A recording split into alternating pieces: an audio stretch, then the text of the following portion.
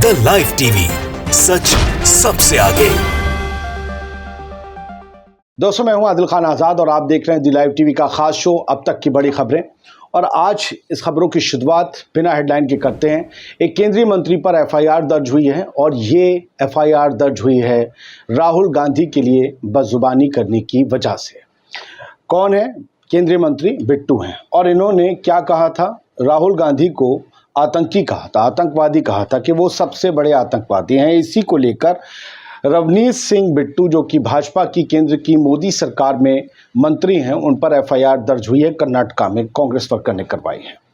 अब इसकी वजह से हो ये रहा है कि इन्होंने ये कहा कि हम संसद में भी ये बयान देंगे जो हमने बाहर दिया है, जिस पर भले कांग्रेस बवाल कर रही हो।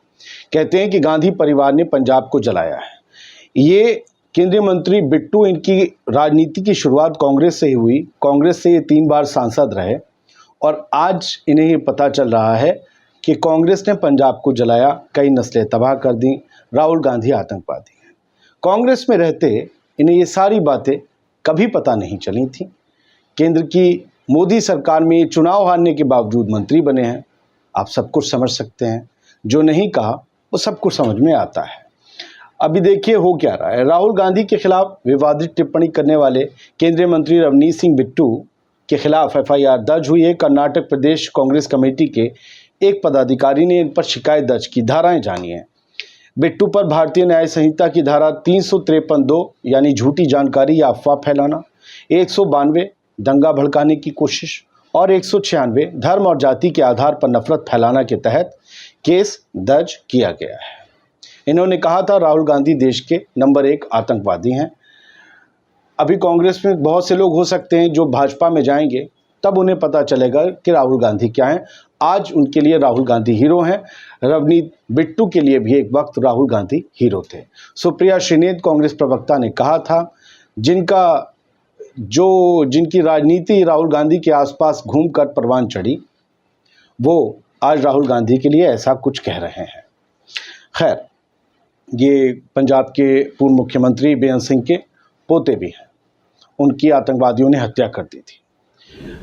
देश के गृह मंत्री अमित शाह साहब क्या कह रहे हैं, जरा सुनिए। दैनिक भास्कर की हेडलाइन है, अमित शाह बोले कि पाकिस्तान और कांग्रेस का एजेंडा एक है। राहुल भारत विरोधी ताकतों के साथ हैं।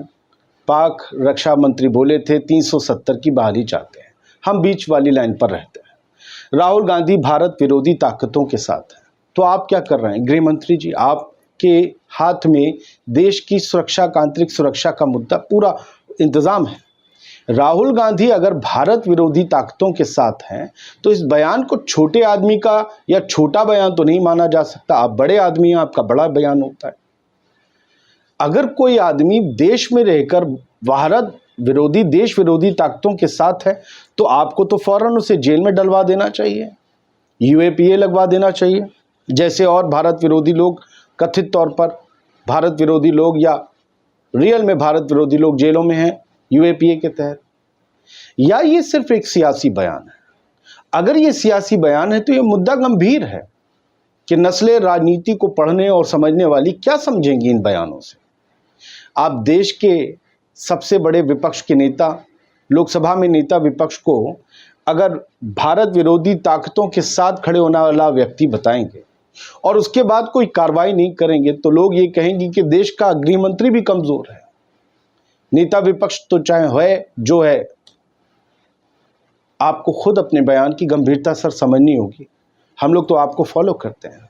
कल को हम भी ऐसी बयान देने लगेंगे तो हम पर केस हो जाएगा, आप पर नहीं होगा। राहुल गांधी भी जेल नहीं जाएंगे। तो हम ये सोचेंगे क्या ये बयान ऐसे देना आसान है, एक दूसरे को भारत विरोधी बता देना? अगर हम में से किसी ने दे दिया तो सोचिए क्या होगा हमारे साथ। हरियाणा की कहानी है। हरियाणा में विधानसभा चुनाव होने हैं। भाजपा ने हरियाणा में चुनाव संकल्प पत्र में 20 वादे किए हैं हरियाणा के लोगों से। मैं बस एक वादे पर रहूंगा, अग्निवीर को सरकारी नौकरी की गारंटी। सरकारी नौकरी, गवर्नमेंट जॉब, अग्निवीर जो सेना से निकलेंगे। अग्निवीर योजना क्या है आप सबको पता है। अग्निवीर में हर साल हज़ारों लोग बाहर हो जाएंगे। पहले 50-60 हज़ार, फिर 90 हज़ार से 1 लाख भर्तियां होंगी और हर 4 में से 3 बंदे फारिग हो जाएंगे। 4 साल के बाद, 4-5 साल के बाद 25% ही 15 साल की जॉब करेंगे सेना में। उन 75% लोगों के लिए सरकारी नौकरियां होंगी हरियाणा में, ऐसे तो निकल नहीं रही।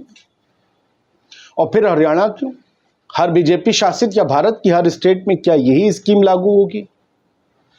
तो कितने हजार, फिर तो हंसते हंसते हर कोई अग्निवीर योजना ज्वाइन कर लेगा कि चलो इसके बाद तो सरकारी नौकरी मिलेगी। जबकि सरकारी नौकरियों पर क्या रिपोर्ट है खुद केंद्र की कि 40 साल में कहाँ रह गए? सरकारी नौकरियां निकल नहीं रही, पद खाली पड़े हुए हैं, सरकार के पास खजाने की कमी है, हर तरह की बातें खबरें मीडिया में आती।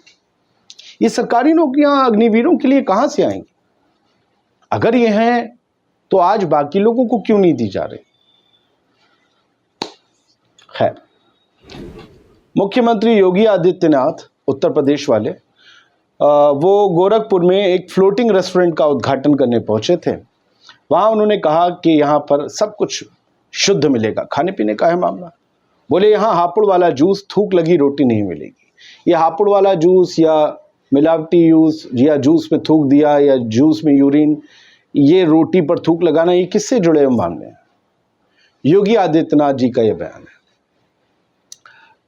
किसके ऊपर ये तंज था सब जाने, लेकिन मुख्यमंत्री हैं आप, मुख्यमंत्री की कुर्सी पर हैं। अगर कोई अपराधी अपराध कर रहा है तो उसका जिक्र ऐसे भाषणों में, फिर तो जो रेप रोज हो रहे हैं उन पर भी होना चाहिए बयान, जो रोज छिनैती डकैती हो रही है उस पर भी बयान होने चाहिए। अब जब मुख्यमंत्री जूस का नाम लेंगे तो भाजपा विधायक कहाँ पीछे रहेंगे? गाजियाबाद में एक विधानसभा है लोनी, बिल्कुल दिल्ली से लगी हुई, गाजियाबाद भी दिल्ली से लगा हुआ है। लोनी के विधायक हैं गुर्जर साहब, वो पहुंच गए आज मुस्लिम दुकानदारों की जूस की दुकान बंद करवाने, जितनी भी लोनी में थी। बोले ये बिना परमिट के चल रही है, और उनसे कहा कि जाओ दिल्ली के मुस्तफ़ाबाद और सीलमपुर में जाकर अपनी दुकान खोलो।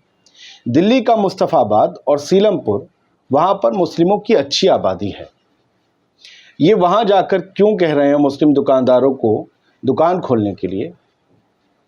ये सोचना चाहिए। हेडलाइन है, गाजियाबाद में भाजपा विधायक जूस बेचने वाले मुस्लिमों की दुकान बंद कराने पहुंचे, कहा दिल्ली जाओ वहां पिलाओ।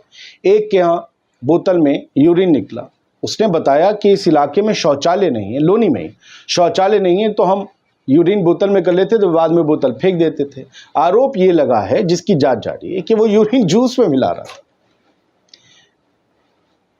विधायक को चाहिए था कि उस इलाके में टॉयलेट बनवा दे ताकि इस तरीके से घटनाएं सामने ना आए। लेकिन वो दुकानें ही बाकी और मुस्लिम दुकानदारों की, उसकी नहीं, उसका तो जो हुआ उसका तो सब सिमट गया। बाकी मुस्लिम दुकानदारों की जूस की दुकानें बंद कराने पहुंच गए। क्या ये एक तरीके से आर्थिक बहिष्कार नहीं है? प्रधानमंत्री का नारा सबका साथ, सबका विश्वास, सबका विकास कैसे होगा?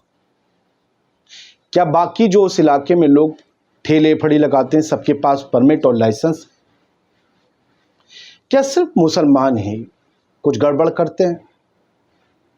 और एक की सजा क्या सबको दी जाएगी? ये किस कानून के तहत विधायक पहुंचे हैं? सबको जीने का, रोटी रोजी के लिए कमाने का अधिकार है। अगर सब एक तरीके से चल रहे हैं तो फिर ये क्यों नहीं? खैर, आगे बढ़ते हैं। योगी जी की एक और खबर है, ये बयान है और ये चुनावी बयान होते हैं। ज़रा चुनावी बयानों की ज़बान बदल जाती है। सीएम योगी बोले, अयोध्या भी गए, बोले सारे माफिया अखिलेश के चचा जान, सारे माफिया अखिलेश के चचा जान, जान से समझिए।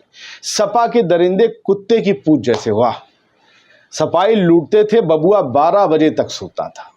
मैं जो है इस बयान से और आगे डिटेल में नहीं जाना। अब ज़रा देखिए, सफाई लूटते थे माफिया, लेकिन क्या हो रहा है? हसनपुर, यहाँ बीजेपी विधायक के सगे मामा को आज ही गोली मार दी गई, उनकी मौत हो गई। अमरोहा में आता है हसनपुर, बदमाशों ने सीने में मारी गोली। अब हमलावरों की ड्रोन से जंगल में तलाश जारी है। जब विधायक के रिश्तेदार ही सुरक्षित ना हो तो सोचिए आम आदमी को अपनी सुरक्षा का, आसपास रहने वालों को कितना डर सता रहा होगा। योगी जी को देखना चाहिए, माफिया अपराधी पहले नहीं आज भी थे। योगी जी एक अच्छे सीएम हैं, उनसे बहुत बहुत अच्छे बयानों की भी उम्मीद है। बहुत बहुत शुक्रिया इस प्रोग्राम को देखने के लिए। सलामत रहिए, खुश रहिए।